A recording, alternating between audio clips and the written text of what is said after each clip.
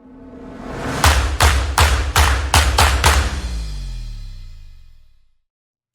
everyone, I'm Vida Delisi, and in this video we're going to talk about, should I sell with a tenant or should I sell the property vacant?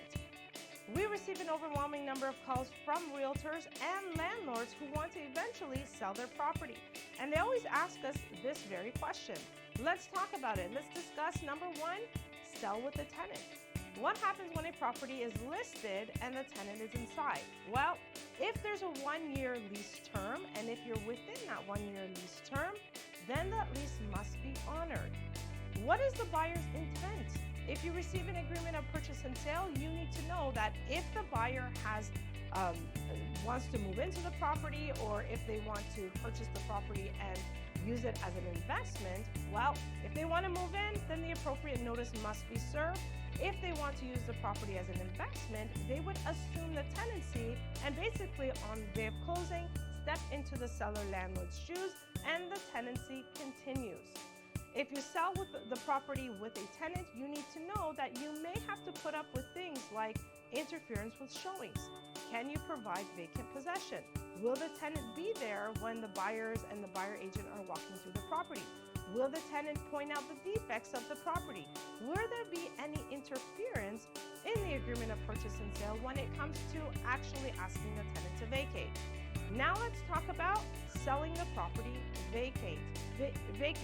Well, the biggest pro of selling a vacant property is that you're able to provide and guarantee vacant possession. Landlords, if the property is vacant, you can really do whatever you want. You can stage it, you can paint it, you can hold in-person open houses. You're not going to have any issues with showings, so showings won't be restricted. And in fact, you may actually net more money if you're at the height of a good market.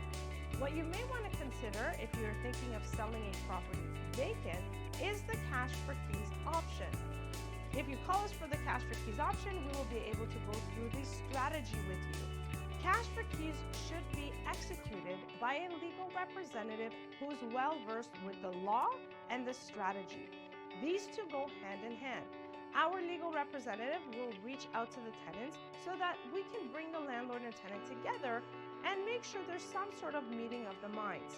And in doing so, and if we're able to achieve that, we will draft terms of settlement and the N11 agreement to end the tenancy. These two documents are married to one another because at the time that they're signed, they're filed with the landlord and tenant board.